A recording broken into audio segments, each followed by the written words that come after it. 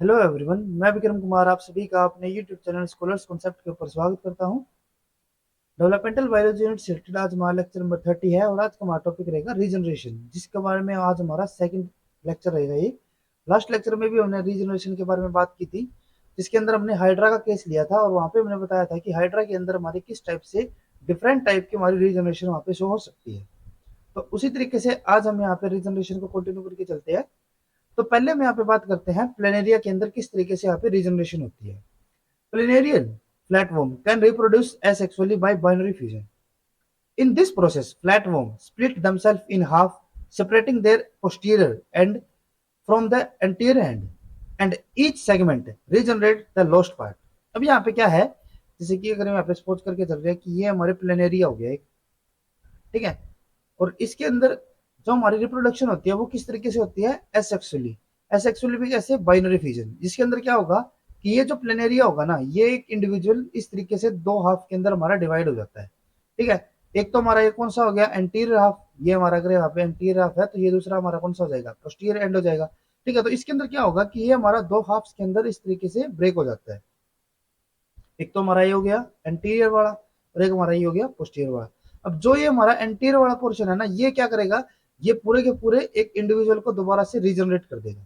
ठीक है, यानी कि एंटीरियर एंड तो है इसका, ये तो पहले से बचा हुआ था, ये पोस्टीरियर एंड को भी क्या कर लेगा, यहाँ पे रीजनरेट कर लेगा। सिमिलरली जो हमारे यहाँ पे पोस्टीरियर एंड है, ये भी क्या करेगा, एक कंप्लीट इंडिविजुअल के यहाँ पे फॉर्मेशन कर देगा। और ये हमारा क्या कर देता है, जो इसका पोस्टीरियर एंड था वो तो ऑलरेडी था, इसके पास एंटीरियर एंड की भी यहाँ पे फॉर्मेशन कर लेता है। ठीक है, तो इस तरीके से यहाँ पे हमारी क्या होती है, बाइनरी फ्यूजन होती है और ये हमारी यहाँ पे रीजनरेशन चलती है। It has been seen that immediately following amputation a wound response is initiating from all cells in the vicinity of the wound the same generic transcription response।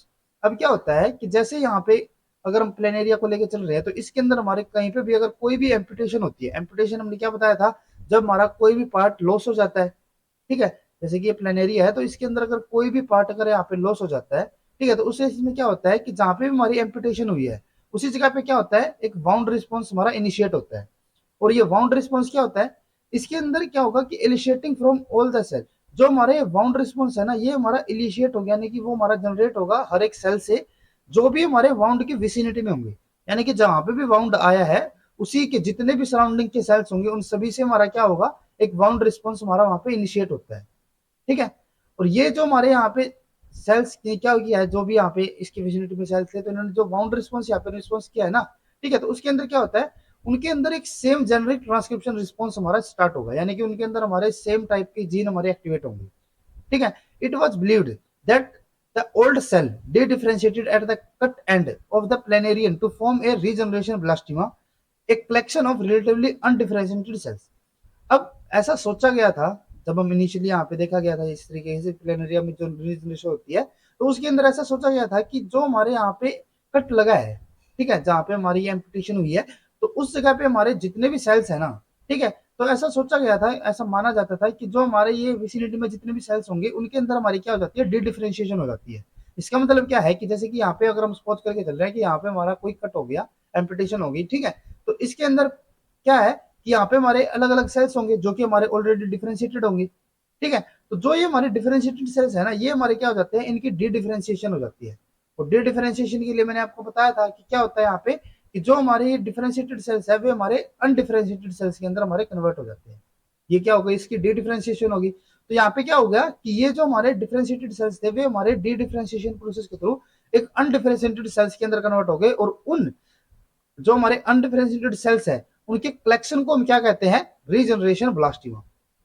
ठीक है, तो यानी कि रीजनरेशन ब्लास्टिमा हमारा क्या है, एक अनडिफरेंशिएटेड सेल्स का कलेक्शन है। और ये जो हमारे यहाँ पे अनडिफरेंशिएटेड सेल्स है ये हमारे कहां से बने हैं, जो हमारे डिफरेंशिएटेड सेल्स थे उनकी डी डिफरेंशिएशन से। ठीक है, तो अब यहाँ पे क्या हो गया, हमारा एक रीजनरेशन ब्लास्टिमा हमारा जहाँ पे भी वाउंड है, ठीक है, जहाँ पे भी हमारी एम्पुटेशन हुई है वहां पे हमारा एक रीजनरेशन ब्लास्टिमा फॉर्म हो चुका है। ठीक है, however now it has been established that this regeneration blastema form from the pluripotent stem cells called colonic neoblast, a set of pluriplant cells in flatworm that serve as the stem cells to replace the aging cells of an adult body।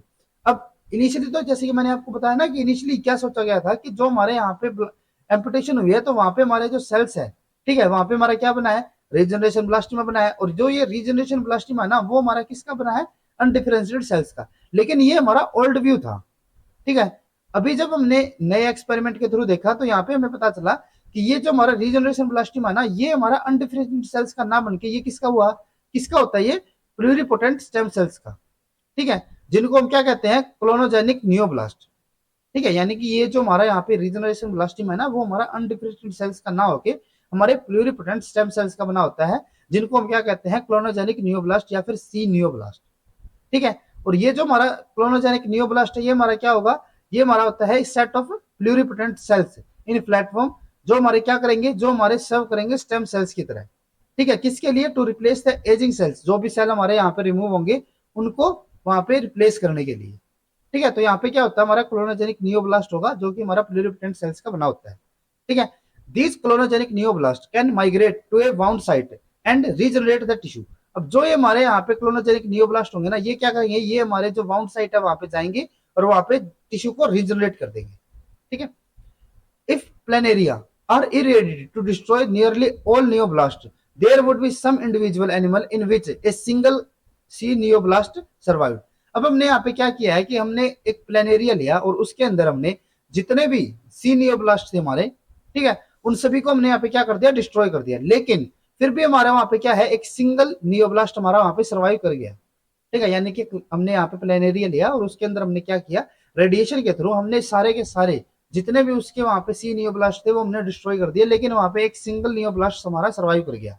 ठीक है, from this नियोब्लास्ट, अब जो हमारा यहाँ पे नियोब्लास्ट ये बचा हुआ है ना, ठीक है, जो कि सर्वाइवर है, ठीक है, from this neoblast dividing progenitor cell formed, ultimately producing cell type of all germ layer origin. अब यहाँ पे क्या है कि जो हमारा ये सी नियोब्लास्ट यहाँ पे बचा हुआ है ना, ये जो नियोब्लास्ट है, ठीक है, ये हमारा डिवाइड करेगा और ये क्या करेगा, डिवाइडिंग प्रोजेनेटर सेल्स, ये हमारा क्या करेगा, प्रोजेनेटर सेल्स की फॉर्मेशन कर देगा। और उन प्रोजेनेटर सेल्स से हमारा क्या बनेंगे, हमारे डिफरेंट टाइप की जर्म लेयर की फॉर्मेशन हो जाएगी। ठीक है, और उसी से हमारा जो टिश्यू जिसका हमारा यहाँ पे रिमूवल हुआ था, ठीक है, जो भी हमारी एम्पुटेशन हुई है, उस टिश्यू की क्या हो जाएगी, वहां पे रीजनरेशन हो जाती है। ठीक है, this single cell response demonstrate that neoblast are pluripotent cells residing in the adult body capable of regenerating all tissue of planaria। और इससे हमें क्या पता चलता है कि हमारा जो एक अगर यहाँ पे हमारा सी नियोब्लास्ट भी अगर बचता है ना, तो वो हमारा क्या है, प्लूरिपोटेंट सेल की तरह काम कर रहा है, जिससे हमारे जो अडल्ट बॉडी के अंदर जो हमारे डिफरेंट टिश्यू है वो उनको रिजनरेट कर सकता है। अब उसके बाद क्या है, if these neoblast are essential for regeneration their total loss should prevent regeneration. और यहाँ पे क्या है कि अगर हम सी नियोब्लास्ट, अभी तो हमने जैसे क्या बताया था कि हमने जब यहाँ पे रेडिएशन दी तो हमारा एक सी नियोब्लास्ट यहाँ पे सर्वाइव कर गया था, लेकिन हमने कोई ऐसी रेडिएशन दी है यहाँ पे, या फिर जो हमारी रेडिएशन का डोज था वो हमने हाई कर दिया, जिसकी वजह से क्या हुआ कि हमारे जितने भी सी नियोब्लास्ट थे ना, वो हमारे क्या हो गए, यहाँ पे डेथ हो गई उनकी। ठीक है, यानी कि वो हमारे लॉस हो गए। और अगर हमारे सारे के सारे सी नियोब्लास्ट यहाँ पे लॉस हो जाते हैं, तो हमारी जो रीजनरेशन की यहाँ पे कैपेबिलिटी होगी प्लेनेरिया की, वो भी यहाँ पे क्या हो जानी चाहिए, रिमूव हो जाती है। ठीक है, तो यानी कि अगर हमारा एक भी सी नियोब्लास्ट यहाँ पे सर्वाइव कर रहा है तो हमारे यहाँ पे रीजनरेशन हो सकती है। लेकिन अगर हमारे सारे के सारे ही यहाँ पे सी नियोब्लास्ट हमारे रिमूव हो जाते हैं या फिर उनकी डेथ हो जाती है, तो वहां पे हमारी रीजनरेशन पॉसिबल नहीं हो सकती। ठीक है, अब उसके अलावा आपको यहाँ पे एक और चीज याद में रखनी है, जैसे कि अभी हम स्टार्टिंग में जैसे बता रहे थे कि जो हमारे प्लेनेरिया है, प्लेनेरिया के अंदर हमारे क्या होते हैं, हमारी बाइनरी फ्यूजन होगी। ठीक है, तो एक हमने जैसे कि यहाँ पे एक्सपेरिमेंट करके चलते हैं, जैसे कि ये हमारा प्लेनेरिया हो गया और अब इसको हमने क्या किया है, हमने इसको 3 सेक्शन में डिवाइड कर दिया। ठीक है, यहाँ पे तो हमारा क्या था, बाइनरी फ्यूजन हो रही थी, एक हमारा एंटीरियर है, एक हमारा पोस्टीरियर है। यहाँ पे हमने क्या किया, इसको 3 सेगमेंट के अंदर डिवाइड कर दिया। तो एक सेगमेंट हमारा ऊपर वाला होगा, एक हमारा ये मिडल, ठीक है, और एक हमारा ये पोस्टीरियर वाला, ये हमारा एंटीरियर, ये हमारा मिडल और ये हमारा पोस्टीरियर। ठीक है, तो इसमें क्या देखा गया कि जब हमने इसको ट्राई सेगमेंट के अंदर भी अगर हम इसको डिवाइड कर रहे हैं ना, तो भी हमारे क्या कर रहे हैं कि जो हमारा एंटीरियर पोर्शन है वो हमारा पोस्टीरियर पोर्शन को भी और मीडियन को भी बना रहा है, यानी कि कंप्लीट यहाँ पे प्लेन एरिया बना रहा है। जो हमारा मिडल वाला है वो भी एक कंप्लीट को बना रहा है, और जो हमारा पोस्टीरियर वाला है वो भी एक कंप्लीट ही प्लेन एरिया को यहाँ पे फॉर्मेशन कर रहा है। तो इसका मतलब क्या है कि जो हमारा यहाँ पे मिडल वाला पोर्शन है ना, उसके पास भी हमारे कुछ ऐसे यहाँ पे ग्रेडियंट रहेंगे, जिससे कि वो क्या करेगा, जो ऊपर वाला एंटीरियर पोर्शन है उसको भी बना रहा है और पोस्टीरियर पोर्शन को भी बना रहा है। ठीक है, लेकिन यहाँ पे एक कंडीशन दी हुई होती है कि अगर हम इस मीडियन को, ठीक है, जो हमारा ये मीडियन वाला सेगमेंट था, इसको बहुत ज्यादा नैरो कर देते हैं। ठीक है, यानी कि इसको बहुत ज्यादा हमने क्या कर दिया, पतला कर दिया, यहाँ पे नैरो हो गया है बिल्कुल। और अगर हम इसको बहुत ज्यादा नैरो कर देते हैं ना, तो हमारे यहाँ पे ये स्ट्रक्चर की फॉर्मेशन जरूर कर देगा प्लेन एरिया की, लेकिन वो हमारी एबनॉर्मल स्ट्रक्चर होगी। हमारे यहाँ पे जो एंटीरियर और पोस्टीरियर पोर्शन की जो हमारे यहाँ पे फॉर्मेशन होती है वो हमारे यहाँ पे एबनॉर्मल रहती है। ठीक है, तो इससे हमें क्या पता चलता है कि जो हमारे यहाँ पे मीडियल वाला पोर्शन है ना, उसके पास हमारे कुछ सेंसरी ऑर्गन या फिर सेंसरी मॉलिक्यूल्स होंगे। ठीक है, अगर नॉर्मली इसको हमने एक प्रॉपर साइज में अगर कट किया तो ये क्या कर देता था, हमारा एंटीरियर पोस्टीरियर फॉर्मेशन कर देता था। लेकिन अगर हम इसको बहुत ज्यादा नैरो कट कर देते हैं तो क्या होगा कि जो हमारे इसकी सेंसरी ऑर्गन होगी उनके पास सिग्नल हमारा नहीं पहुंच पाएगा, जिससे कि हमारे एबनॉर्मल यहाँ पे स्ट्रक्चर फॉर्मेशन होती है। ठीक है, तो आप इस पॉइंट को याद रख सकते हो कि जब हम इसको ट्राई सेगमेंट में अगर डिवाइड कर रहे हैं तो ये हमारा नॉर्मली तीन हमारे अलग अलग प्लेन एरिया की फॉर्मेशन कर रहा है। लेकिन अगर हमारा मीडियन सेगमेंट बहुत ज्यादा नैरो है तो वहां पे हमारा एबनॉर्मल प्लेन एरिया की फॉर्मेशन होती है। ठीक है, जो हमारे एंटीरियर और पोस्टीरियर पोर्शन है वो हमारा नॉर्मल ग्रोथ कर लेगा। ठीक है, उसमें हमारी कोई दिक्कत नहीं आ रही। अब उसके बाद है, जैसे कि अभी मैंने आपको बताया कि जो हमारे यहाँ पे सी नियोप्लास्ट है ना, वो हमारे किसके लिए इंपॉर्टेंट होते हैं, जो हमारे यहाँ पे प्लेन एरिया के लिए जो हमारी रीजनरेशन होगी। ठीक है, तो अब क्या होता है, the gene SMADV1 is expressed by all neoblast and has become the most common marker for the identification across planaria species. अब यहाँ पे क्या है कि एक हमारा जीन होता है SMADV1। ठीक है, और ये जो हमारा SMADV1 है ये हमारा हर एक नियोब्लास्ट के अंदर में देखने को मिलता है, और ये एक तरीके से उनके लिए आइडेंटिफिकेशन मार्कर का काम करता है। ठीक है, some neoblast express different set of transcription factor that correlate with specific cell fate in the planarian adult. अब क्या है कि जो हमारे यहाँ पे नियोब्लास्ट है ना, उनके पास क्या होता है, different set of transcription factor भी होते हैं। जो हमारा SMADV है ये तो उनके पास होगा ही, लेकिन उसके अलावा क्या होता है कि उनके पास हमारे डिफरेंट टाइप के ट्रांसक्रिप्शन फैक्टर भी होते हैं जिनको वो एक्सप्रेस करते हैं, और वो हमारे किसके लिए होते हैं कि उनके अंदर हमारी जो डिफरेंट टाइप की सेल फेट यहाँ पे बन रही है। ठीक है, वो हमारे अलग अलग टाइप के स्ट्रक्चर की फॉर्मेशन करेंगे, तो उसके लिए क्या होता है कि उनके अंदर हमारे डिफरेंट टाइप के ट्रांसक्रिप्शन फैक्टर हमारे एक्सप्रेस होते हैं। This suggests that lineage specification of stem cell population may exist in the organism for normal development and response to injury। इससे हमें क्या पता चलता है कि जो हमारे यहाँ पे लीनेज स्पेसिफिकेशन यानी कि जो हमारे अलग अलग टाइप के स्ट्रक्चर की फॉर्मेशन होती है, ठीक है, उसको हम क्या कहते हैं, lineage specification of stem cell population में exist in the organism for normal development. ये हमारी नॉर्मल डेवलपमेंट के लिए हमारा जरूरी हो जाती है हमारी लीनेज स्पेसिफिकेशन, यानी कि हमारे डिफरेंट टाइप के ट्रांसक्रिप्शन फैक्टर का एक्सप्रेस होना हमारा इंपॉर्टेंट हो जाता है नॉर्मल डेवलपमेंट और इंजरी के रिस्पॉन्स के लिए। क्योंकि इंजरी के अंदर क्या होगा कि हमें जिसकी भी हमारी एम्पुटेशन हुई है, जिस भी पर्टिकुलर स्ट्रक्चर की हमारी लॉस हुआ है, सिर्फ हमें उसी स्ट्रक्चर को फॉर्मेशन करना है, बाकी किसी को फॉर्मेशन वहां पे नहीं करनी। तो इसीलिए हमारी लीनेज स्पेसिफिकेशन यहाँ पे इंपॉर्टेंट हो जाती है। ठीक है, further it has been found that two distinct population of neoblast exist named zeta and sigma. अब आगे हमें क्या देखने को मिला कि जो हमारे यहाँ पे नियोब्लास्ट है, नियोब्लास्ट हमारी दो टाइप के हमारे वहां पर पॉपुलेशन मिल सकती है हमें, एक हमारी होती है जीटा और एक हमारी होती है सिग्मा। यानी कि हमारे जो नियोब्लास्ट है वो हमारे दो टाइप के हो सकते हैं, जीटा और सिग्मा। ठीक है, इसमें क्या होता है, zeta and sigma neoblast are morphologically indistinguishable, however they have several defining characteristics, they express different gene regulatory network। अब क्या है कि जो हमारे यहाँ पे जीटा और सिग्मा नियोब्लास्ट है वे हमारे मोर्फोलॉजिकली तो एक दूसरे से सिमिलर होंगे, उनको हम डिस्टिंग्विश नहीं कर सकते। ठीक है, लेकिन वो सिर्फ हमारा मोर्फोलॉजिकली है, लेकिन उनके अंदर क्या होता है कि हमारे डिफरेंट टाइप के करेक्टरिस्टिक्स भी होते हैं, जैसे कि वो डिफरेंट टाइप के जीन्स को क्या करेंगे यहाँ पे एक्सप्रेस करते हैं। ठीक है, zeta neoblast are post mitotic whereas sigma neoblast are highly proliferative and are only stem cell directly response to injury।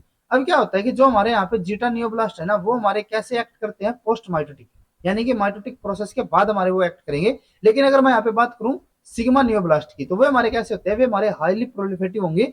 ठीक है, यानी कि वे हमारे जब यहाँ पे प्रोसेस चल रही है हमारी माइटोटिक डिवीजन, तो उसी टाइम पे हमारे काम करेंगे। और ये क्या करते हैं, and are only stem cell, ये हमारे ऐसे स्टेम सेल है जो कि हमारे डायरेक्टली रिस्पॉन्स करेंगे इंजरी के लिए। यानी कि अगर हम यहाँ पे देखें कि हमारे जीटा और सिग्मा नियोब्लास्ट है, तो उसमें से सबसे पहले हमारे यहाँ पे कौन सा नियोब्लास्ट यहाँ पे एक्ट करेगा इंजरी के लिए, वो हमारा करता है sigma.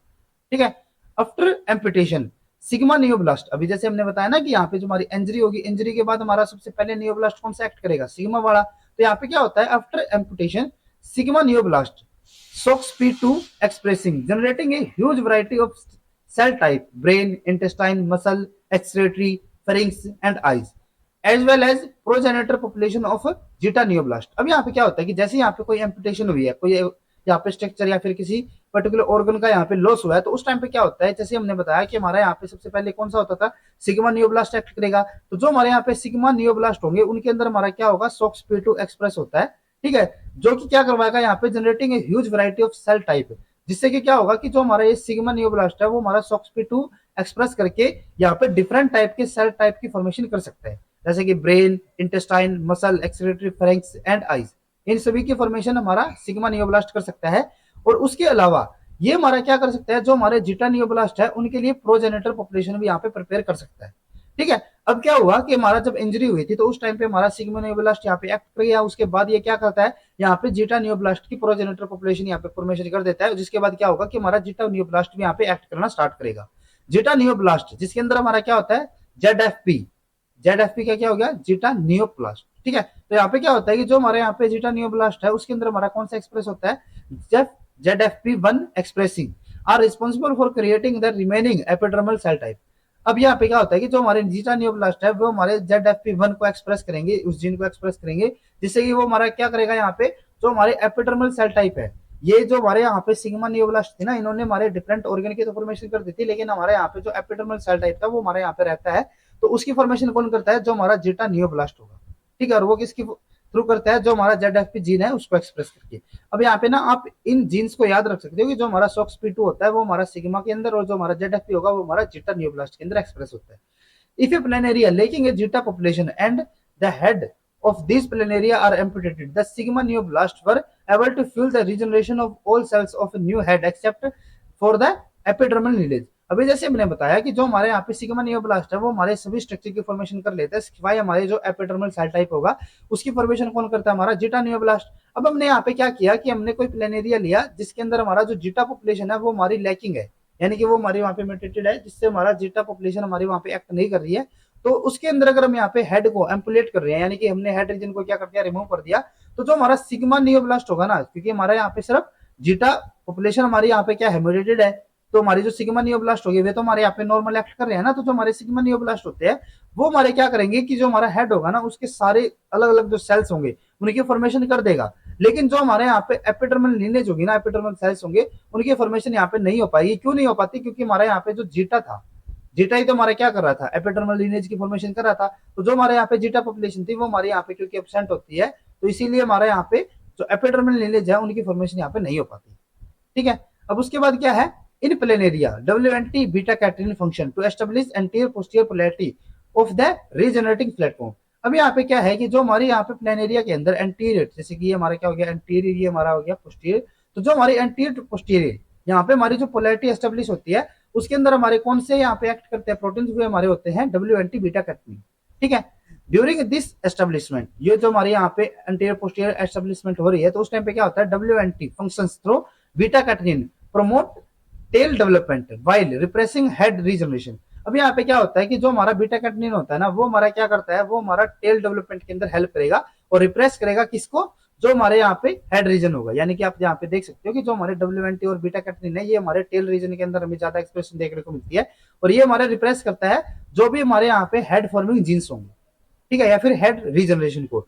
Inhibition of WNT beta Katrin signalling in regeneration deficient species yield fully functional regenerated head. अब यहाँ पे हमने क्या किया कि हमने यहाँ पे कोई एक ऐसा प्लेनेरिया लिया जिसके अंदर हमारा क्या है कि हमारी जो रीजनरेशन है ना वो हमारी डेफिशिएंट है। ठीक है, और वो डेफिशिएंट क्यों है, क्योंकि हमने वहां पे क्या किया है, जो हमारा WNT और बीटा कैटरीन है ना वो हमने इनिबिट कर दिया। और अगर हमारा WNT बीटा कैटरीन यहाँ पे इनिबिट हो जाता है, जैसे कि अगर हम यहाँ पे WNT और बीटा कैटरीन को इनिबिट कर देते हैं, तो ये हमारा क्या कर रहा था, जो हमारा हेड रीजन था उसकी रीजनरेशन को ये रिप्रेस कर रहा था। तो अब क्योंकि हमारा यहाँ पे WNT और बीटा कैटरीन हमारा यहाँ पे क्या हो गया, रिप्रेस हो गया, तो इसी वजह से हमारे यहाँ पे क्या होते हैं, हेड रीजनरेशन हो जाएगी। ठीक है, जैसे कि अगर हम यहाँ पे बात करते हैं कि हमारा जो WNT और बीटा कैटरीन होता है, ठीक है, ये हमारा क्या करता है, ये हमारे यहाँ पे दो फंक्शन करेगा। एक तो ये हमारा रिप्रेस कर रहा है हेड फॉर्मेशन को, ठीक है, और ये इंड्यूस कर रहा है किसको, जो हमारी यहाँ पे टेल डेवलपमेंट होगी। और इसको रिप्रेस कौन करेगा, अगर हम यहाँ पे इसी को रिप्रेस कर देते हैं यहाँ पे, ठीक है, अगर हम इसको रिप्रेस कर देंगे तो जो हमारा WNT बीटा कैटरीन है ये हमारा नहीं बनेगा, और जो हमारे यहाँ पे हेड है वो हमारे यहाँ पे फॉर्मेशन हो जाएगी टेल जगह पे, जहाँ पे हमारी टेल की डेवलपमेंट होनी चाहिए थी, क्योंकि टेल की डेवलपमेंट हमारे यही करवा रहे थे, ये अगर हमारे नहीं है तो टेल यहाँ पे नहीं बनेगी, और जो हमारा हेड रीजन है वो हमारा वहां पे बन जाता है।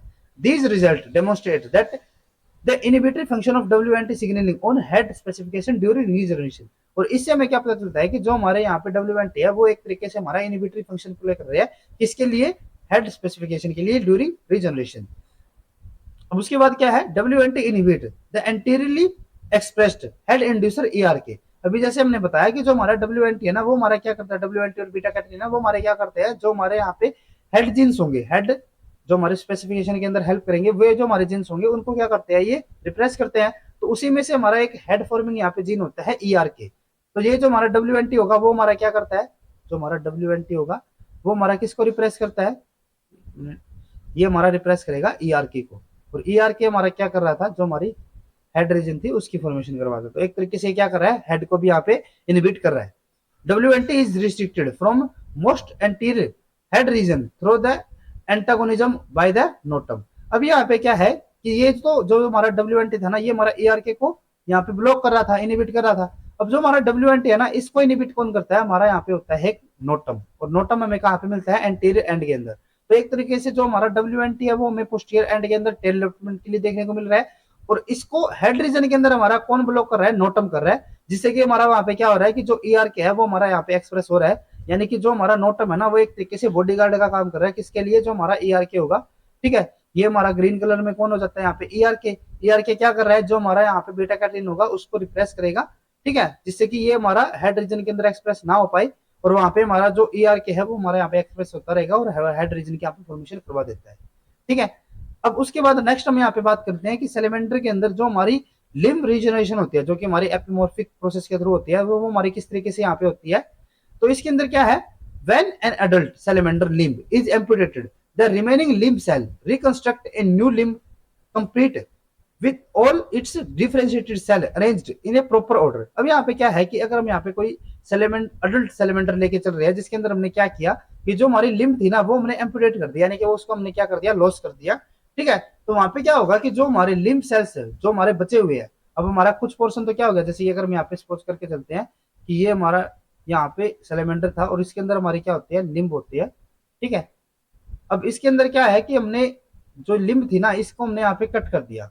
ठीक है, तो यहाँ पे क्या होगा कि जो हमारे लिम्ब के जो हमारे सेल्स बचे हुए होंगे, रिमेनिंग लिम्ब सेल्स होंगे, वे हमारे क्या करेंगे, रिकंस्ट्रक्ट करेंगे किसको, न्यू लिम्ब को। ठीक है, यानी कि अगर हम इसको यहाँ पे लॉस भी कर देते हैं तो यहाँ पे क्या होगा कि जो हमारे बचे हुए सेल्स होंगे वो दोबारा से क्या कर लेंगे, इस लिम्ब की यहाँ पे फॉर्मेशन कर लेंगे।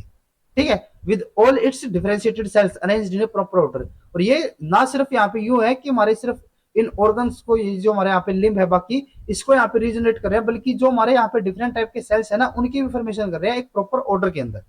ठीक है, यानी कि एक हमारा यहाँ पे न्यू लिम्ब की फॉर्मेशन हो जाती है, रीजनरेट हो जाता है वो। ठीक है, salamander accomplish epimorphic regeneration by differentiation to form a regeneration blastema. अब यहाँ पे क्या होता है कि हमारे यहाँ पे सैलेमेंडर के अंदर जब हमने यहाँ पे कोई एम्पुटेशन की है, तो उस टाइम पे क्या होता है कि हमारे यहाँ पे एपिमॉर्फिक रीजनरेशन हमें देखने को मिलती है, जिसके अंदर हमारा क्या होता है कि सेल्स की हमारी डी डिफरेंशिएशन हो जाती है, जिससे हमारा क्या होगा, एक हमारा रीजनरेशन ब्लास्टिमा यहाँ पे बन जाएगा। जैसे कि अभी हमने पीछे भी देखा था ना, प्लेनेरिया के अंदर हमारे वहां पे क्या हो रहे थे, जो हमारा ओल्ड व्यू था, ओल्ड व्यू में हम क्या कह रहे थे कि जो हमारे यहाँ पे रीजनरेशन ब्लास्टिमा होता है वो हमारा डी डिफरेंशिएटेड सेल्स का बना होता है। तो सिमिलर यहाँ पे भी यही है कि जो हमारे यहाँ पे सैलेमेंडर है ना, उसके अंदर हमारी कैसी रीजनरेशन होती है, रीजनरेशन ब्लास्टिमा के थ्रू होगी। और वहां पे हमारा क्या होगा, हमारे सेल डी डिफरेंशिएशन होकर हमारा एक अनडिफरेंशिएटेड सेल्स का फॉर्मेशन हो जाती है, और वो हमारे क्या करेंगे, दोबारा से लिम्ब की फॉर्मेशन कर लेंगे। ठीक है, सिमिलरली यहाँ पे भी हमारा क्या हो रहा है, एक रीजनरेशन ब्लास्टिमा की फॉर्मेशन होती है।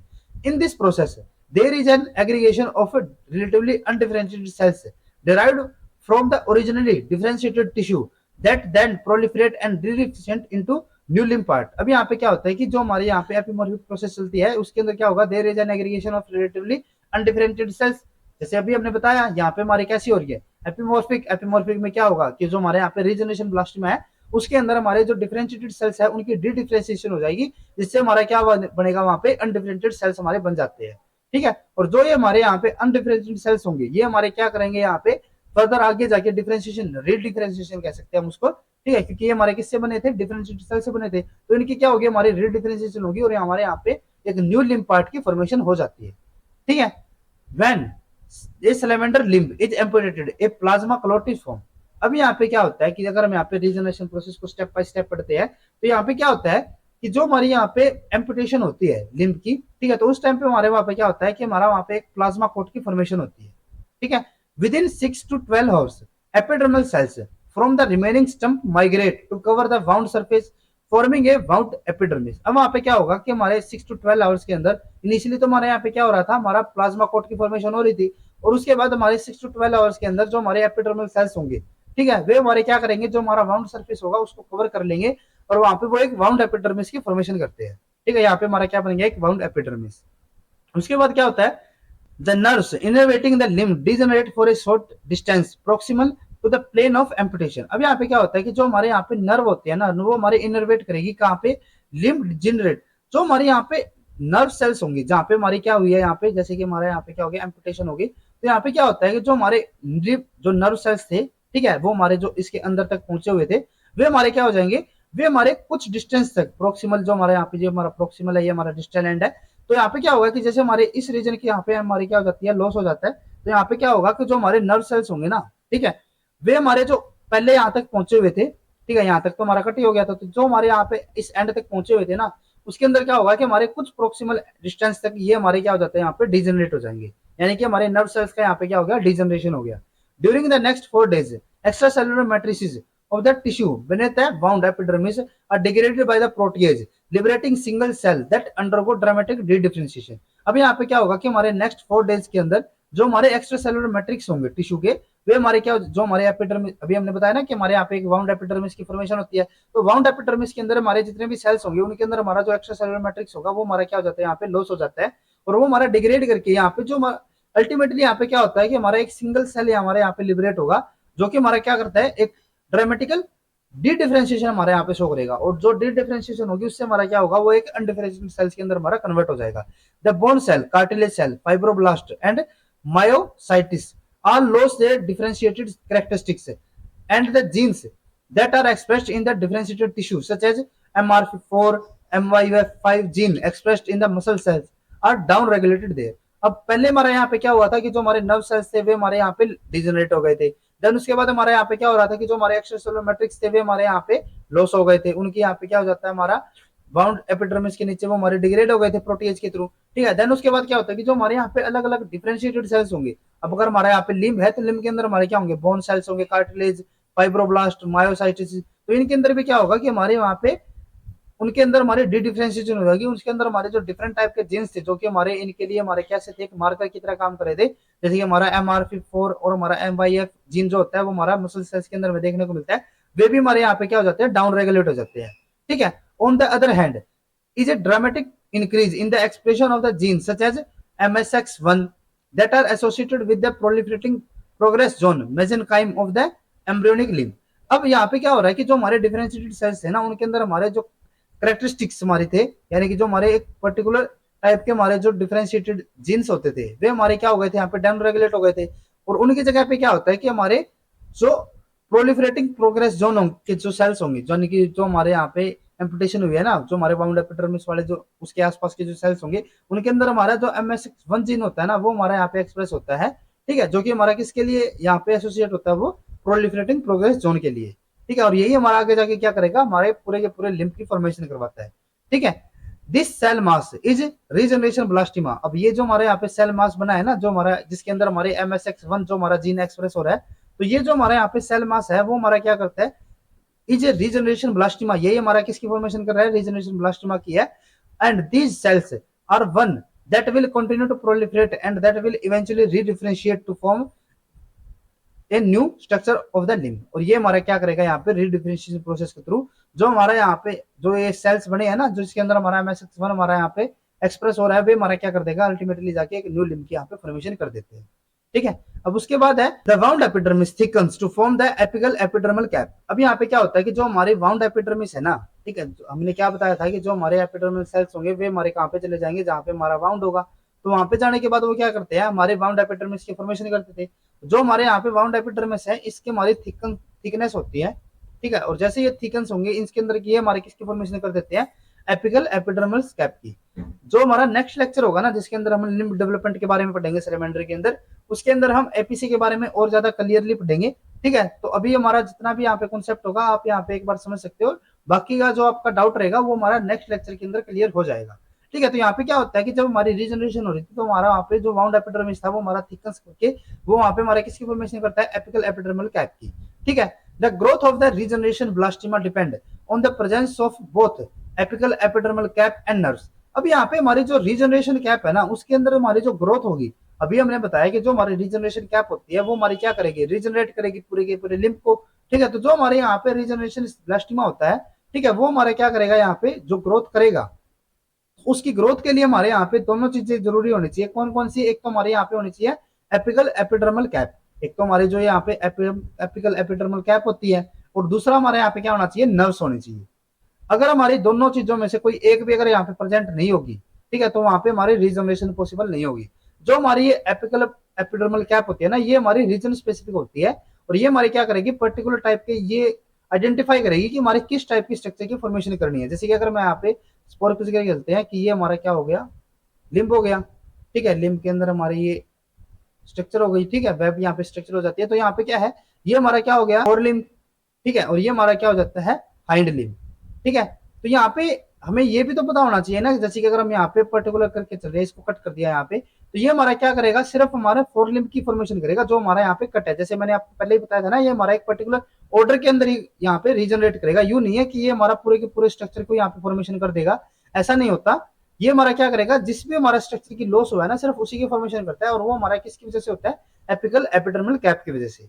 द एईसी यानी कि जो हमारा एपिकल एपिडर्मल कैप है, stimulate the growth of blastema by secreting FGF8 just as the apical epidermal ridge does in the normal development. अभी यहाँ पे क्या होता है कि जो हमारे यहाँ पे एपिकल एपिडर्मल कैप होता है, वो हमारा किसको सिक्रेट करता है, FGF8 को। ठीक है, ये आप याद रख सकते हो। तो हमारा FGF है वो भी हमारा कौन सा है, FGF8। ठीक है, कौन रिलीज कर रहा है, हमारा जो AEC है। ठीक है, और ये हमारा क्या करवाएगा, एक नॉर्मल डेवलपमेंट यहाँ पे लिम्फ की करवा देगा। But the effect of AEC is only possible if the nerve are present. और ये जो हमारे यहाँ पे FGF रिलीज कर रहे हैं ना, ये हमारा एक्ट कब कर पाएगा, जब हमारे यहाँ पे नर्व सेल्स प्रेजेंट होंगे। अगर हमारे नर्व सेल्स यहाँ पे प्रेजेंट नहीं होंगे, तो हमारे यहाँ पे जो AEC है वो हमारा यहाँ पे फंक्शनल नहीं कर पाएगा। ठीक है, यानी कि नॉर्मल वो यहाँ पे लिम्फ डेवलपमेंट नहीं कर पाएगा। ठीक है, अब उसके बाद है both sensory and motor axon innervate the blastema such that the sensory axon make direct contact with the AEC and motor axon terminate in the blastema mesenchyme। अब यहाँ पे क्या होता है कि जो हमारे नर्व सेल्स हुए, उनके अंदर हमारे जो सेंसरी और मोटर एक्सोन होते हैं, ठीक है, वो हमारे ब्लास्टिमा के अंदर इनोवेट रखेंगे, वहां पे वो एंट्री करेंगे। ठीक है, और इस तरीके से करेंगे कि जो हमारे सेंसरी एक्सोन होंगे ना, वो हमारे कॉन्टेक्ट में आएंगे किसके, AEC के, और जो हमारे यहाँ पे मोटर एक्सोन होंगे वे हमारे टर्मिनेट हो जाएंगे ब्लास्टिमा मेसेंकाइम के अंदर। If the limb is first denerved and then amputated no regeneration will occur. और भी जैसे हमने बताया कि जो हमारे यहाँ पे रीजनरेशन होगी, उसके लिए हमारा AEC और हमारे नर्व्स दोनों ही चीजें जरूरी है। तो अगर हम किसी के ऐसे लिम्ब को ले रहे हैं जहाँ पे हमने क्या किया कि जो नर्व सेल्स थे वो हमने यहाँ पे रिमूव कर दिया, यानी कि जो हमारा लिम्ब है वहां पे हमने क्या कर दिया, डेनर्व्ड कर दिया उसको। ठीक है, और उसके बाद हमने उसको क्या किया, एम्पुटेट कर दिया, तो वहां पे हमारी रीजनरेशन पॉसिबल नहीं होगी। ठीक है, क्योंकि हमारे वहां पे नर्व्स तो है ही नहीं, और नर्व्स के बिना वहां पे हमारा जो AEC है वो हमारा प्रॉपर फंक्शन नहीं कर पाएगा। ठीक है, और इसीलिए हमारे वहां पे रीजनरेशन नहीं हो पाएगी। If the wound is made in the epidermis of the proximal limb and a nerve is then diverted to the wound area, a blastema-like bud will form but not a fully regenerated limb। अब यहाँ पे हमने क्या किया कि हमने यहाँ पे एक वाउंड तो कर दिया, ठीक है, एम्पुटेशन तो कर दी, ठीक है, किसमें किया हमने, प्रोक्सिमल लिम्ब के अंदर। And a nerve is diverted into the wound area, और हमने एक नर्व भी ली जो कि हमने उसी एरिया के अंदर जहाँ पे हमारा वाउंड हुआ है प्रोक्सिमल लिम्ब के अंदर, वहां पे हमने क्या कर दिया, उसको डाइवर्ट भी कर दिया। तो वहां पे हमारा क्या होगा, एक ब्लास्टिमा लाइक बड यहाँ पे फॉर्मेशन हो जाएगी, लेकिन हमारी जो रीजनरेशन होगी वो हमारी फुल्ली फंक्शनल नहीं होगी, but not a fully regenerated limb.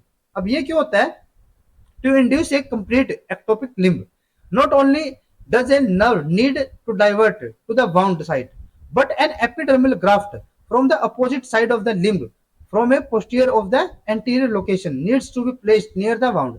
अब ये सिर्फ हमें यूं नहीं है कि हमारे, जैसे कि यहाँ पे हमने क्या किया था कि जो हमारा प्रोक्सिमल लिम्ब था ना, उसकी तरफ हमने डाइवर्ट, यहाँ पे हमने कट किया था, तो उसकी तरफ हमने क्या कर दिया था, इसको डाइवर्ट कर दिया था। ये हमारा सिर्फ यूं नहीं है कि ये हमने सिर्फ इस तरफ हमने डाइवर्ट कर दिया तभी हमारा यहाँ पे काम चल जाएगा, ये हमारा डायरेक्ट कॉन्टेक्ट में भी आना चाहिए जो हमारा अपोजिट साइड से जो हमारी यहाँ पे लिम्ब होगी। ठीक है, from the posterior to an anterior location. ठीक है, तभी हमारे यहाँ पे क्या हो पाएगा, एक हमारे नॉर्मल यहाँ पे फॉर्मेशन हो पाएगी। ठीक है, जैसे हमने बताया ना कि but an epidermal graft from the opposite side of the limb needs to be placed near the wound. ठीक है, यानी कि हमारे यहाँ पे क्या होना चाहिए, जो हमारा एपिडर्मल सेल्स है ना, वो भी हमारा जो नर्व सेल्स है ना उसके कॉन्टेक्ट में आना चाहिए, तभी हमारे यहाँ पे क्या होगी, एक नॉर्मल लिम्ब की फॉर्मेशन हो पाएगी। ठीक है, तो इससे हमें पता क्या चलता है कि जो हमारा APC और हमारे जो नर्व्स है, वे दोनों ही चीजें हमारे यहाँ पे इंपॉर्टेंट होती है, किसके लिए, जो भी हमारे यहाँ पे रीजनरेशन होनी है। ठीक है, अब उसके बाद नेक्स्ट है, these neurons are believe to release factor newt anterior gradient protein NHG necessary for the proliferation of the blastema cell. अब यहाँ पे क्या होता है कि जो हमारे न्यूरॉन्स, अभी जैसे हमने कहा कि जो हमारे एपीसी प्लस हमारे नर्व्स, ये दोनों चीजें हमारी जरूरी है किसके लिए, जो भी हमारे यहाँ पे नॉर्मल रीजनेशन होनी है। ठीक है, तो जो हमारे यहाँ पे नर्व सेल्स होते हैं ना, वे हमारे यहाँ पे कुछ प्रोटीन्स, कुछ फैक्टर को यहाँ पे रिलीज करते हैं, जिसमें से हमारे इंपॉर्टेंट कौन सा होता है, न्यूट एंटीरियर ग्रेडियंट प्रोटीन। ये जो हमारा एनएजी है ना, यही हमारा अल्टीमेटली क्या करवाता है, जो भी हमारे यहाँ पे रीजनरेशन करवानी है। ठीक है, जो हमारे न्यूरॉन्स है, इन्होंने यहाँ पे क्या किया, जो हमारा न्यूट एंटीरियर ग्रेडियंट है फैक्टर, उसको यहाँ पे रिलीज कर दिया। ठीक है, और ये हमारा क्या करता है, this protein can cause blastema cell to proliferate in culture and it permit normal regeneration in the limb that have denervated. तो अभी हमने यहाँ पे क्या किया कि हमने यहाँ पे जैसे कि यहाँ पे हम सपोज करके चल रहे हैं कि ये हमने कोई लिम्फ ली है, ठीक है, और इसके अंदर हमने क्या किया, एम्पुटेशन करवा दी। और यहाँ पे मैंने क्या बताया था कि हमारे जो नर्व सेल्स थे ना, वो हमारे यहाँ पे होने जरूरी थे, लेकिन हमने यहाँ पे क्या किया कि हमने जो नर्व सेल्स है ना, उनको यहाँ पे रिमूव कर दिया। ठीक है, यहाँ पे हमारे नर्व प्रेजेंट नहीं है, तो यहाँ पे हमारी जो नॉर्मल फॉर्मेशन होनी चाहिए थी, रीजनरेशन, वो हमारे यहाँ पे नहीं होनी चाहिए थी। लेकिन हमने यहाँ पे क्या कर रखा है, हमने यहाँ पे कल्चर के अंदर हमने किस प्रोटीन को दे रखा है, एनएजी को। ठीक है, और जो हमारे न्यूरॉन्स होते हैं ना, वे हमारे अल्टीमेटली क्या रिलीज करते थे, एनएजी रिलीज करते थे, और वही हमने यहाँ पे क्या कर दिया, डायरेक्टली वहां पे हमने इंजेक्ट कर दिए। ठीक है, तो यहाँ पे क्या होगा कि हमारी नॉर्मल लिम्फ यहाँ पे फॉर्मेशन हो जाएगी। ठीक है, normal regeneration in the lymph, यानी कि हमारे यहाँ पे नॉर्मल डेवलपमेंट हो जाएगी। तो इससे में क्या पता चलता है कि जो हमारे न्यूरॉन्स या फिर नर्व सेल्स है, वो हमारे क्या रिलीज कर रहे हैं, यहाँ पे एनर्जी रिलीज कर रहे हैं, और वही हमारा जो एनर्जी है ना, वो हमारा किसके लिए इंपॉर्टेंट होता है, जो भी हमारे यहाँ पे रीजनरेशन होनी है। अगर हम डीनर्व भी कर देते हैं लिम्फ को, ठीक है, और वहाँ पे एम्पुटेशन अगर हम कर रहे हैं, तो उस टाइम पे भी हमारा अगर हम एनर्जी को यहाँ पे इंजेक्ट कर दे, तो वहाँ पे हमारी नॉर्मल फॉर्मेशन हो जाएगी। ठीक है, इसका मतलब यूं नहीं है कि हमारे नर्व सेल्स की जरूरत नहीं है। नॉर्मल प्रोसेस में क्या होगा कि जो हमारे एनर्जी है ना, उसको रिलीज कौन कर रहा है, नर्व सेल्स ही कर रहे हैं। ठीक है, तो यहाँ पे हमने सिंपली ये बताया कि अगर हम डीनर्व भी कर देते हैं ना, तो अगर वहाँ पे एनर्जी को अगर हम इंसर्ट कर दे, तो वहाँ पे भी हमारी एक कंप्लीट प्रोसेस हो जाएगी। तो अगर हम एनर्जी को अगर हम यहाँ पे इंड्यूस ना कर रहे हैं, ठीक है, सिंपली हम क्या कर रहे हैं, नर्व सेल्स को यहाँ पे इंड्यूस कर रहे हैं, ठीक है, इंजेक्ट कर रहे हैं, तो वहाँ पे भी हमारी नॉर्मल प्रोसेस यहाँ पे हो जाएगी। क्यों हो जाएगी, क्योंकि ये हमारे अल्टीमेटली क्या करेंगे, एनर्जी को रिलीज करेंगे। ठीक है, तो इस तरीके से हमारी यहाँ पे रीजनरेशन प्रोसेस चलती है। If activated energin are electroporated into the dedifferentiated tissue of the amputated limb that have been denerved, the limb are able to regenerate। ठीक है, ये भी हमने जैसे बताया। if energy is not administrated the limb remain stumps। और अगर हम एनर्जी को यहाँ पे एडमिनिस्ट्रेट नहीं करते थे, ठीक है, इसको इंजेक्ट नहीं करेंगे, तो हमारे वहाँ पे जो लिम्ब रीजनरेशन है, वो हमारी कैसे हो जाएगी, वहाँ पे ब्लॉक हो जाती है। Energy is only minimally expressed in normal limb, but it is induced in the squamous cells that surround the regenerating axon within 5 days of the amputation। अभी यहाँ पे क्या होता है कि जो हमारा एनर्जी है ना, वो हमारा मिनिमल एक्सप्रेस होता है, जो हमारी नॉर्मल डेवलपमेंट यहाँ पे होती है। ठीक है, बट ये हमारा क्या हो सकता है कि स्क्वेम सेल्स के अंदर अगर हम यहाँ पे इसको इंड्यूस कर देते हैं, ठीक है, जो कि हमारे रिजनरेटिंग एक्सोन्स को यहाँ पे क्या कर रहा है, सराउंड कर रहा है। ठीक है, तो वहाँ पे हमारी क्या हो जाती है, नॉर्मल हमारी प्रोसेस कंटिन्यू चलती रहेगी, जो हमारी रीजनरेशन है वो हमारी यहाँ पे हो जाती है। In an experiment, two embryonic salamanders were joined together by parabois, ensuring similar condition and the survival of the both। अब यहाँ पे हमने क्या किया, हमने यहाँ पे दो सैलेमेंडर लिए हैं, ठीक है, embryonic salamander, one join together by parabiosis, उसको हमने क्या कर दिया, ज्वाइन कर दिया। और इस तरीके से किया है, ensuring similar condition and survival of the both. ठीक है, और हमने वो इस तरीके से किया कि दोनों जो हमारे सैलेमेंडर एम्ब्रियोनिक होंगे, ठीक है, उन दोनों को हमारी सिमिलर कंडीशन और सर्वाइवल रेट हमें देखने को मिल रहा है। ठीक है, अब यहाँ पे क्या होता है, in one of the salamander the neural tube was removed, both salamander survived this procedure and all limb grew successively। अब यहाँ पे हमने क्या किया है कि जैसे कि हमने यहाँ पे ये हमारा salamander हमने दो अलग अलग न्यूरॉन्स लिए है ना, ठीक है, जो सॉरी एम्ब्रियोन्स लिए है, तो यहाँ पे हमने क्या किया है, जैसे कि ये हमारा एक लिम्ब हो गया, ठीक है, और इसी के अंदर हमने क्या किया है, जो हमारा दूसरे वाला लिम्ब है ना, वो भी हमने यहाँ पे इंजेक्ट कर दिया। ठीक है, क्योंकि हमने यहाँ पे दो एम्ब्रियोनिक सप्लीमेंटर लिया है ना। ठीक है, तो यहाँ पे क्या है कि हमने जो एक यहाँ पे एम्ब्रियोनिक सैलेमेंडर लिया है, उसके अंदर हमने जो एक लिम्ब है, ठीक है, उसको हमने क्या कर दिया, वहां पे हमने न्यूरल ट्यूब को रिमूव कर दिया। यानी कि हमारे यहाँ पे क्या हो रहे हैं, यहाँ पे हमारे दो लिम्ब्स होंगे, ठीक है, लिम्ब 1 और लिम्ब 2। ठीक है, जो हमारा लिम्ब 1 है, उसके अंदर हमारा जो न्यूरल ट्यूब है वो हमारा प्रेजेंट है, दूसरे के अंदर हमने न्यूरल ट्यूब को क्या कर दिया, यहाँ पे रिमूव कर दिया। ठीक है, तो अब क्या होता है, when researcher compared the expression of the energy of normal limb with that of the denervated limb and these aneurogenic limb, they discovered that the aneurogenic limb had a high level of energy expression in the epidermis. अब यहाँ पे हमने क्या देखने को मिल रहा है कि जो हमारे यहाँ पे लिम्ब 1 और लिम्ब 2 ये हमारे नॉर्मली क्या कर रहे थे, अगर हम यहाँ पे एक के अंदर हमारा न्यूरॉन सेल्स जो हमारे थे, न्यूरॉन ट्यूब थी वो हमारी प्रेजेंट थी, दूसरे के अंदर हमारी एब्सेंट थी, तो दोनों के दोनों हमारे क्या कर रहे थे, ग्रो सक्सेसफुली, यानी कि दोनों के दोनों हमारे क्या कर रहे हैं, नॉर्मल लिम्ब की यहाँ पे फॉर्मेशन कर रहे हैं। ठीक है, तो अगर हम यहाँ पे जो हमने इनिशियली बताया था कि हमारे यहाँ पे क्या होना चाहिए, हमारा एपीसी और एक हमारे यहाँ पे न्यूरल ट्यूब या फिर जो हमारे नर्व सेल्स थे वे हमारे यहाँ पे प्रेजेंट होने जरूरी थे, तो इस पर हम यहाँ पे रूल को लेके चलते, तो यहाँ पे हमारा क्या होना चाहिए था कि जो हमारे यहाँ पे लिम्ब 2 था उसके अंदर हमारे न्यूरल ट्यूब तो यहाँ पे नहीं है, तो इसीलिए हमारे यहाँ पे नॉर्मल डेवलपमेंट नहीं होनी चाहिए थी। लेकिन साइंटिस्टों ने यहाँ पे क्या देखा कि अगर हम यहाँ पे एक के अंदर अगर हम न्यूरल ट्यूब को रख रहे हैं, दूसरे के अंदर अगर हम यहाँ पे उसको एब्सेंट कर रहे हैं, तो भी हमारे यहाँ पे नॉर्मल डेवलपमेंट हो रही है। ठीक है, और ये हमारी क्यों होती है, क्योंकि जब उन्होंने यहाँ पे आगे जाके फर्दर स्टडी किया तो उन्होंने देखा कि जो हमारे यहाँ पे जिसके अंदर हमने ए न्यूरोजेनिक यानी कि जिसके अंदर हमने न्यूरॉन्स को यहाँ पे रिमूव कर दिया, उसके अंदर भी हमें क्या देखने को मिल रहा है, एनर्जी हमें देखने को मिल रहा है, और इसके अंदर भी हमें क्या देखने को मिल रहा है, एनर्जी। तो इससे हमें क्या पता चलता है कि जो हमारा एनर्जी है ना, वही हमारा यहाँ पे नॉर्मल लिम्ब डेवलपमेंट के लिए हमारा इंपॉर्टेंट रहता है। ठीक है, अगर हम नर्व सेल्स को यहाँ पे रिमूव भी कर देते हैं तो भी अगर हमारे यहाँ पे एनर्जी, अभी यहाँ पे क्या है कि जो हमारा फर्स्ट वाला जो लिम्ब था ना, उसने क्या किया, यहाँ पे एनर्जी को प्रोड्यूस किया होगा, वहां पे तो हमारे न्यूरल ट्यूब है ना, तो उन्होंने क्या किया, यहाँ पे एनर्जी को प्रोड्यूस किया। ये हमारा एनर्जी क्या गया, जो हमारा दूसरे वाला जो लिम्ब है ना, जहाँ पे हमारे न्यूरल ट्यूब प्रेजेंट नहीं है, वहां पे चला गया और वहां पे जाके वो क्या करवा देगा, नॉर्मल लिम्ब की डेवलपमेंट करवा देता है। ठीक है, these results suggest that energy alone is primary mitogenic responsible for nerve dependent regeneration. इसे हमें क्या पता चलता है कि जो हमारा एनर्जी है ना, वो अकेला ही काफी है हमारे नर्व डिपेंडेंट रीजनरेशन के लिए। ठीक है, द रिसेप्टर फॉर एनर्जी, अब जो हमारे यहाँ पे एनर्जी होता है ना, उसके लिए हमारा रिसेप्टर कौन सा होता है, प्रोड 1। ठीक है, आप ये याद रख सकते हो, कई बार हमारा इसके लिए भी क्वेश्चन आ सकता है। ठीक है, तो जो हमारा एनर्जी है उसके लिए हमारा रिसेप्टर कौन होता है, prod 1 has since been discovered and found to be expressed in the proximal to distal gradient in the salamander limb. और ये हमें कहाँ पे देखने को मिलता है, जो हमारे proximal to distal limb gradient होता है, वहां पे हमें देखने को मिलता है। ठीक है, और वहां पे क्या करेगा, एनर्जी को यहाँ पे उसके साथ बाइंड करके वहां पे नॉर्मल रीजनरेशन प्रोसेस को कंटिन्यू रखेगा। ठीक है, तो आज के लेक्चर में बस इतना ही। नेक्स्ट लेक्चर में हम बात करेंगे लिम्ब डेवलपमेंट के लिए। ठीक है, जैसे कि आज हमने यहाँ पे सैलिवेंडर के अंदर जो हमने लिम्ब रीजनरेशन देखा है ना, तो उसी प्रोसेस को हम नॉर्मल स्टडी करेंगे कि नॉर्मली हमारे यहाँ पे लिम्ब डेवलपमेंट किस तरीके से प्रोसेस होती है, वहां पे हमारे कौन कौन से फैक्टर हमारे काम आएंगे। तो आज के लेक्चर में बस इतना ही। अगर आपको ये वीडियो हमारी यूजफुल लगी है तो please like and share this video, और डेवलपमेंटल बायोलॉजी से रिलेटेड इसी तरीके के कॉन्सेप्ट्स करने के लिए please subscribe to our YouTube channel scholars concepts. Thank you.